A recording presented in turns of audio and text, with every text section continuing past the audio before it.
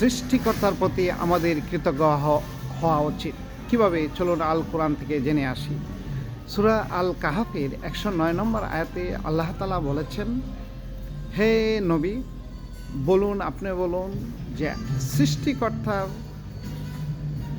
বৈশিষ্ট্যের কথা যদি সমুদ্রের পানিকে কালি করা হয় এবং এটা যদি লেখা হয় এবং তারপরে সমুদ্রের পানি শেষ হয়ে যাবে এবং এই সমুদ্রর পানির সাথে যদি আরেকটি সমুদ্র আনা হয়, তারপরেও যদি সেটাকে কালি করা হয়, কালি করার পরেও আল্লাহর সৃষ্টিকর্তার এই মাহাত্ম্যের কথা কখনই বর্ণনা করে শেষ করা যাবে না।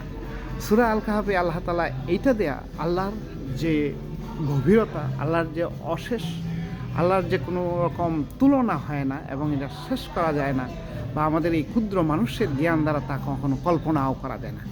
এই জন্য আসুন, আল্লাহ তাআলা এই কথাগুলো কোরআনে বলে আমাদেরকে এটাই দিয়েছেন যে আল্লাহর বৈশিষ্ট্যের কথা প্রমাণ করার জন্য উনি বলে দিয়েছেন। যেমন আমরা অনেক সময় ছোটো বাচ্চাদেরকে, অনেক যারা জানে না তাদেরকে বিভিন্ন জিনিসের ব্যাপারে বর্ণনা দিই যে এইটা সেটা ইত্যাদি ইত্যাদি ইত্যাদি, কারণ সে জানে না, তাকে জানানো হচ্ছে, সে হয়তো বড় হয়ে আস্তে আস্তে জানবে। এই জন্যই আমরা কিন্তু একেবারেই ক্ষুদ্র একটু জ্ঞানের অধিকারী মানুষ, আমরা সাধারণত জানি না কিছুই। এই জন্য আল্লাহ মানুষকে কোরআনই বলছে অস্থির মানব মন। তো এই জন্য আসুন আমরা বাস্তব জীবনে সৃষ্টিকর্তার মাহাত্ম্য অবশ্যই বর্ণনা করি এবং কৃতজ্ঞ হই। আমরা ছোটো হয়ে চলি, নরম হয়ে চলি। বাস্তব জীবন আমাদের জন্য কল্যাণময় হোক এবং আপনি যখন এই কৃতজ্ঞ হবেন তখন সৃষ্টিকর্তা অবশ্যই আপনাকে আমাকে অবশ্যই সুপথ দেখাবেন। এই জন্য সৃষ্টিকর্তার প্রতি যেন আমরা কখনোই কোনো রকম অবহেলা না করি।